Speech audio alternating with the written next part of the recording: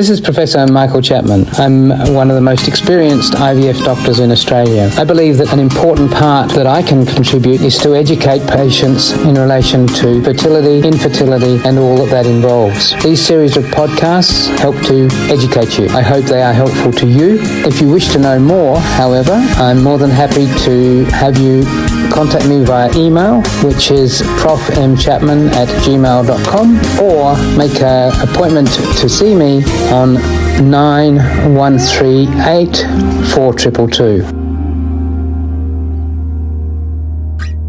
Those follicles at the beginning of the cycle start off at somewhere in the order of 2 or 3 millimeters in size, quite tiny. By the time they're ready to collect, they've grown to almost 2 centimeters in size. So not surprisingly, if you've got 20 of those, your ovary is going to be very large, and it causes discomfort and you feel bloated. But that's normal. That's nothing abnormal. And what it means, in fact, is you're going to get a good crop of eggs. The final stage in nature, as well as in an IVF cycle, is exposing the eggs to the other pituitary hormone, luteinizing hormone, LH. It has similar structure to pregnancy hormone HCG.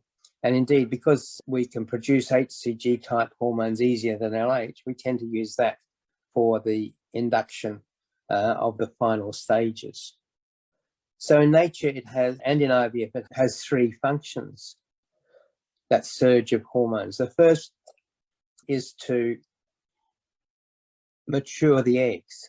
And by that, I mean moving the eggs from having 46 chromosomes, going through a process where basically the egg kicks out half its chromosomes. So they come in 23 pairs, and each of the pairs divides, and one of those chromosomes is pushed out of the egg. In fact, that's the way the scientists know that you've got mature eggs, because they can see the little blob of where the chromosomes have been stuck out, called the polar body. So that move from 46 chromosomes to 23 is vital, because when a sperm comes along with its 23 chromosomes, the two get together to create another set of 46 chromosomes, each with their own identities, and which results in children that are a combination, obviously, of the two parents. The second function of the LH surge is to switch on progesterone production. And that's why we watch the progesterone levels as well as the estrogen levels. Progesterone is important because the second half of the cycle requires, the lining of the womb requires progesterone to make it receptive to an embryo. In IVF cycles, we do, however, add more progesterone or stimulate more progesterone in the second half of the cycle, because we've shown fairly conclusively that if you don't support the second half of the cycle, pregnancy rates are lower. Now we're back with the LH surge. So you've been asked to give that injection at a particular time. Now that particular time is because nature, again, has a time clock which says that by 40 hours after experiencing the LH surge, the eggs will be released. The little follicles will rupture and the eggs will be pushed into the abdominal cavity. And from an IVF perspective, we will lose them.